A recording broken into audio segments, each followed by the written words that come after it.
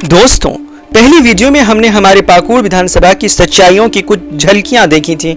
हमने बताया था कि पाकुड़ को बदलने के 3 रास्ते हैं। पहला, अपनी सच्चाइयों को कबूल करना। दूसरा, इस जमीन के लिए कुछ वादे करना। और तीसरा, उन वादों को निभाना।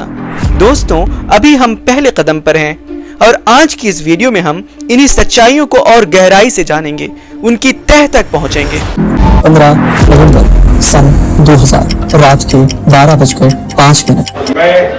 मैं ईश्वर की शपथ लेता हूँ, झारखंड राज्य के मुख्यमंत्री के रूप में मैं अपने कर्तव्यों का श्रद्धापूर्वक और शुद्ध अंतःकरण से निर्वहन करूंगा। कुछ इस तरह बड़े संघर्ष के बाद झारखंड राज्य बन जाता है और पाकुड़ विधानसभा भी। और फिर 24 साल बाद पाकुड़ विधानसभा की सच्चाई की एक नई तस्वीर बनती है।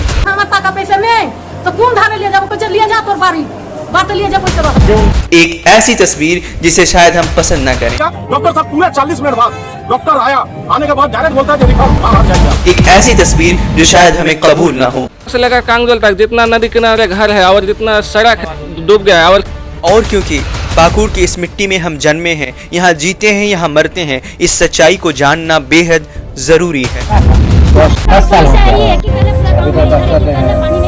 अपनी धड़कनों को सुनिए और मुझे इन सवालों का जवाब दीजिए जिसे रेफर करके दर दर भटकाया गया। खबर झारखंड के पाकुड़ से है, जहां पर भ्रष्टाचार भी आप यूं ही खामोश रहते। मेरे दोस्त, ये दर्द, ये तकलीफ वहाँ आपका अपना घर है, में कभी आपकी अपनी जान को खतरा नहीं हो सकता। किसान का जो खेती है वो सब खत्म हो गया है। खेती में इस वक्त नहीं हो गया।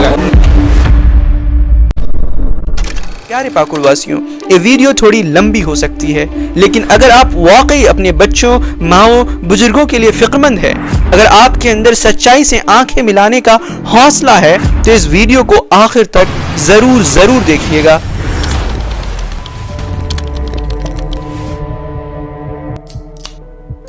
मेरे प्यारे पाकुड़ वासियों, जरा बताइएगा, एक साधारण से इंसान को एक जीवन जी पाने के लिए बुनियादी चीजें क्या चाहिए होती हैं?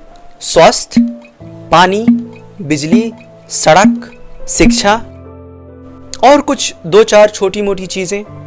ये वो बुनियादी चीजें हैं जिसके बिना जीवन बिल्कुल अधूरा है। वैसे तो ये चीजें आज के दौर में सबको आसानी से मिल जानी चाहिए, बिल्कुल टेकन फॉर ग्रांटेड है। लेकिन मेरे दोस्तों, पाकुड़ की सच्चाइयां कुछ और बयां करती हैं।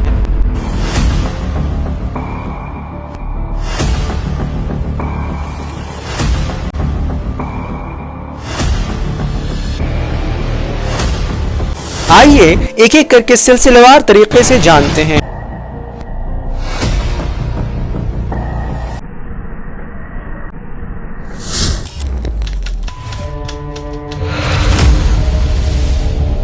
दोस्तों, किसी भी समाज की तरक्की का पहला कदम उसके स्वास्थ्य व्यवस्था के ठीक होने का होता है।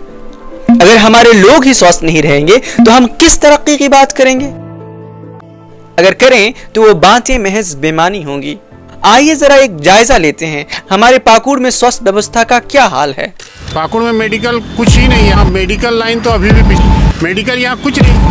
क्या बोला डॉक्टर यहाँ बेटा? डॉक्टर के बोलछी जे हमार रोगी जगह दे ही रहता थे जो तो हमार टाका पैसे नहीं तो कौन धारे ले जाओ, कुछ लिए जा तो बात लिए जा पैसे रहा के बोले थे घर लेके चल जा।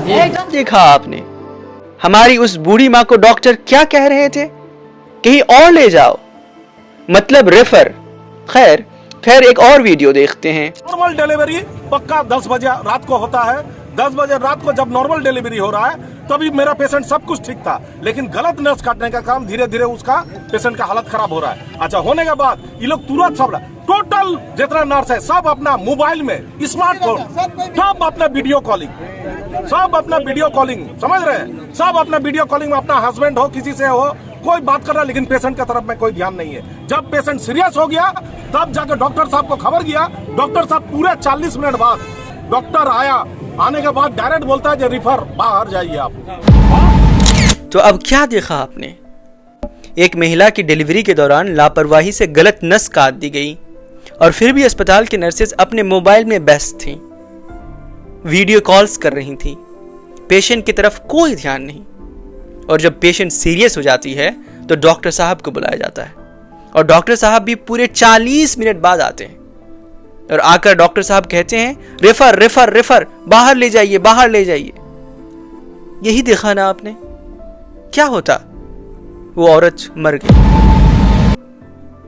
खैर चलिए अब जरा एक और वीडियो को देखते हैं। बच्चा हुआ, बेटी लड़की हुआ है, उसके बाद उसका तबीयत खराब हुआ है, तो बोले चलो डॉक्टर मेरा देखिए पेशेंट कैसा कर रहा है, 2 दिन से 4 दिन से ऐसा कर रहा है, आज आएगा कल आएगा। डॉक्टर भी भीड़ भी नहीं करता है, नर्स भी भीड़ता है। बोले चलिए पेशेंट कैसा कर रहा है, तो बोले नहीं बोले जा उसका पास जा, वो बोलता उसका पास जा, वो बोलता उसका पास जा।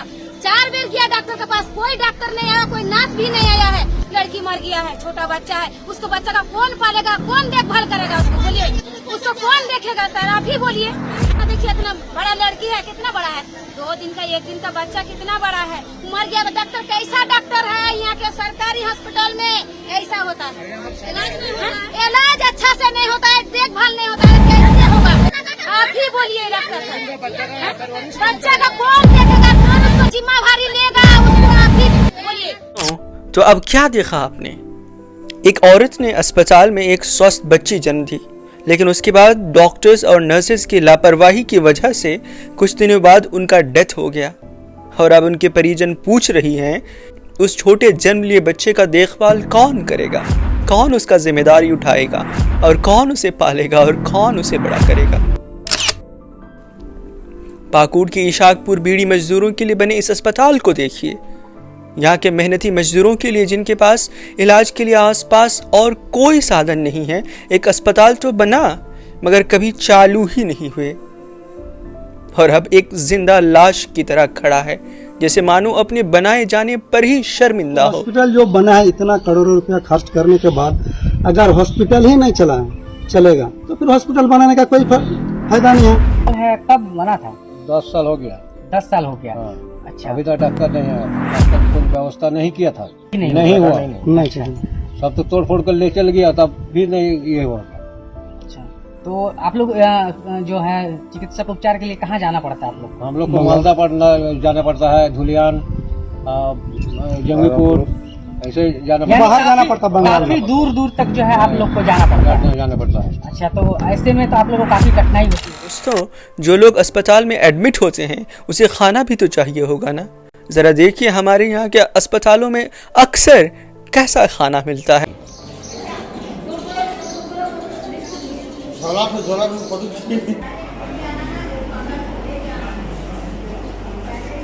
लंच के टाइम में खाना रात को देता है और सब्जी वगैरह, दाल वगैरह पानी की तरह, वही सब ठीक होना चाहिए। क्योंकि वो पेशेंट जो है उसको गर्म खाना चाहिए, बासी वाला ला के देता है, ये सब ठीक चाहिए। अच्छा, आपको क्या लगता है कि बासी खाना भी देता है क्या? मतलब दिन का खाना रात को देता है या रात का खाना सुबह देता है? देता है। हाँ, देता है। इंसान को मान लीजिए हार्ट अटैक होता है तो वो अगर नहीं गया बंगाल या टाइम टू टाइम नहीं पहुंच पाया तो डेथ जरूरी है। यहाँ सदर हॉस्पिटल में कुछ नहीं है। सदर हॉस्पिटल सिर्फ रेडी रहता है रेफर करने के लिए, वो पैनर पेड लेकर के पेशेंट सीरियस देगा तुरंत रेफर बंगाल चले जाइए। अब स्वास्थ्य विभाग में प्रत्येक दिन आदमी यहाँ से रेफर होता है या तो मरता है, प्रत्येक दिन आदमी यहाँ से रेफर होता है या तो मरता है, यहाँ से रेफर होता है या तो मरता है। मेरे प्यारे पाकुड़ वासियों, तो क्या क्या देखा आपने? मरीजों को डॉक्टर और इलाज की कमी से मरते देखा, रेफर के नाम पर जान गंवाते देखा, करोड़ों रुपयों की बर्बादी देखा। 2013 के दौरान अस्पताल तो कुछ बनाए गए, लेकिन उन अस्पतालों को जंगल में बदलते हुए देखा, उन अस्पतालों को खंडर में तब्दील होते हुए देखा। यही सब तो देखा ना आपने। दोस्तों, अब एक बार अपनी जुबान को छू कर देखिए कि वो जुबान हमारे पाकुड़ की स्वास्थ्य व्यवस्था के बारे वही बोल रही है जो आपने अभी देखा है। अपनी आंखों की पुतलियों को हिलाकर देखिए, क्या उसने भी कहीं ना कहीं कभी ना कभी वही देखा है जो हमने अभी सामने रखा है?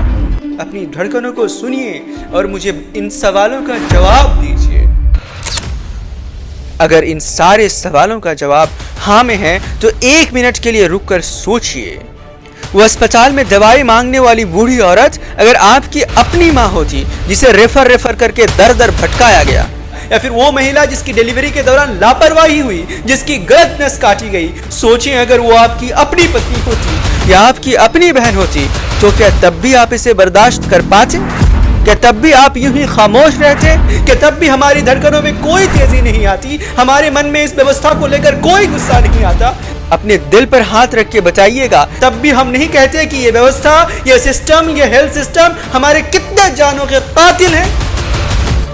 मेरे दोस्त, ये दर्द, ये तकलीफ सिर्फ खबरों में नहीं है, ये हमारे पाकुड़ की हेल्थ सिस्टम की कड़वी हकीकत है। वो सच्चाई है जो हर रोज अपने पाकुड़ के लोगों को कहीं ना कहीं रेफर के नाम पर सामना करना पड़ता है। तो मेरे पाकुड़ वासियों, क्या कहते हो? पाकुड़ की इन हालतों को बदलने की हिम्मत अपने सीने में रखते हो?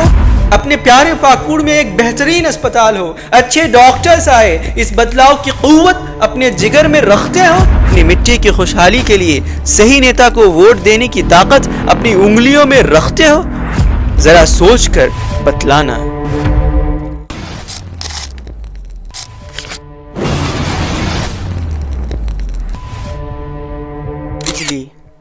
बिजली जो आज हर घर की सबसे बुनियादी जरूरत है। 24 घंटे की बिजली हमारे पाकुड़ में मानो एक सपना बनकर रह गई है। हर रोज 50 बार आते जाते रहती है, जैसे कोई खेल खेल रही हो। कभी तो चली जाती है तो घंटों घंटों तक लौटती नहीं। लोग इंतजार में बैठे रहते हैं और बिजली का कोई अता पता नहीं होता। बिजली 3 दिन से 4 दिन से तो एकदम नहीं मिल रहा है। 4 घंटा 3 घंटा गायब रहता है। रात में भी थोड़ा सा देता है, 1 मिनट 2 मिनट देता है, फिर काट लेता है। बिजली का बहुत समस्या। अस्पतालों में भी बिजली की कुछ ऐसी ही हाल रहती है। सोलर पैनल्स, इन्वर्टर वगैरह लगाया तो गया, लेकिन ज्यादातर वक्त वो खराब ही पड़े रहते हैं। गायब हो जाती है, मरीज परेशान हो जाते हैं। मरीज एवं उनके परिजनों को खासकर रात्रि में सबसे ज्यादा परेशानी उठानी पड़ती है। सदर अस्पताल में बिजली गायब रहने की स्थिति में जनरेटर एवं सोलर सिस्टम की व्यवस्था विभाग ने की है, परंतु इन दिनों सोलर सिस्टम खराब रहने के कारण खासकर रात्रि के समय मरीज एवं उनके परिजनों को अंधेरे में रहना पड़ता है। और अगर कभी ट्रांसफार्मर जल जाए ना, तो समझ लीजिए 2-4 दिन तक तो कोई उम्मीद ही नहीं है। इस दौरान चाहे कितनी ही गर्मी हो, बच्चों की पढ़ाई हो या घर के बाकी काम, हर चीज में अंधेरा हो जाता है। प्रखंड सिरासिन गांव में जो आप ये देख पा रहे होंगे, ये है ट्रांसमीटर। ये ट्रांसमीटर 25 kV का था। 2 मास पहले ही जो है पूरा जल चुका था। आप लोगों को कैसा तकलीफ हो रहा है अभी? बहुत तकलीफ होता है, बहुत। बच्चा लोग का पढ़ाई लिखा कुछ नहीं होता है। ऐसे किसी का घर मोबाइल चार्जिंग में जाता है तो वो भी चार्जिंग नहीं होता है बराबर। नहीं तो बहुत तकलीफ होता है ना। सरकार ने तो फ्री यूनिट बिजली देने का वादा किया है, मगर पहले 24 घंटा बिजली हो तब तो। सरकार 200 यूनिट फ्री कर दिया है, तो बिजली 24 घंटे कहीं क्यों नहीं आ रहा? कभी अगर बारिश हो जाए या जरा सी आंधी आ जाए तो कई दिनों तक करंट नहीं होता, बिजली नहीं होती। और गर्मियों में जब जरूरत सबसे ज्यादा होती है, ये बिजली सबसे ज्यादा डिस्टर्ब करती है। बिजली के बारे में हम खुल के बता रहे हैं कि बिजली की सबसे यहाँ तकलीफ होता है कि बिजली काट लेता है तो 4 घंटा 6 घंटा 5 घंटा 2 घंटा गायब रहता है। बिजली कभी रहता है कभी नहीं, एकदम 2 मिनट आया भाग गया तो 4 घंटा गायब। स्थिर आता है, लाइन काट देगा, इतना पैसा दो, और 500-600 रुपया हम लोग देंगे तो लाइन तो लगा देगा, और ना तो मिस्त्री आके काट के चला जाएगा। तो मेरे पाकुड़ वासियों, एक बार अपनी आंखें बंद करके सोचिए, क्या 21वीं सदी में हमने ऐसी ही बिजली की कल्पना की थी? वो तपती गर्मी की अनगिनत रातें याद हैं आपको, जब बिजली ना होने के कारण हमें छतों पर सोना पड़ता है, यहाँ वहां भटकना पड़ता है? वो पल याद है जब हमारे बच्चे अंधेरे में पढ़ाई करते करते थक कर सो जाते हैं और मोबाइल चार्ज ना होने के कारण हमारा जरूरी काम रुक जाता है, हम चार्ज के लिए इधर उधर भटकते रहते हैं। दोस्तों, आज के इस डिजिटल युग में भी अगर 24 घंटा बिजली नहीं हो तो हम अपने कंप्यूटर, एसी, कैमरे और बाकी इलेक्ट्रिक चीजों को ठीक से चलाने की कल्पना कभी कर सकते हैं? कितने ऐसे कंप्यूटर्स की दुकान है जो ठप हो जाती हैं अगर करंट या बिजली नहीं हो तो। मेरे पाकुड़ वासियों, अपनी धड़कनों को सुनिए और खुद से पूछिए कि ये हालत हमें कब तक मंजूर रहेगी? क्या हम हमेशा इसी तरह बिजली की किल्लत के साथ जीने को मजबूर रहेंगे?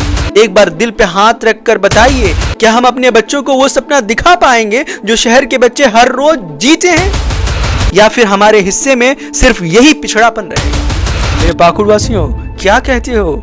इस अंधेरे को रोशनी में बदलने की जज्बा अपने सीने में रखते हो? अपने जमीन पर 24 घंटे बिजली हो, इस उम्मीद के लिए बदलाव की ताकत अपने जिगर पे रखते हो? अपनी मिट्टी के खुशहाली के लिए सही नेता को वोट देने की कुव्वत, सही नेता को वोट देने की ताकत अपनी उंगलियों में रखते हो? जरा सोच कर बताना।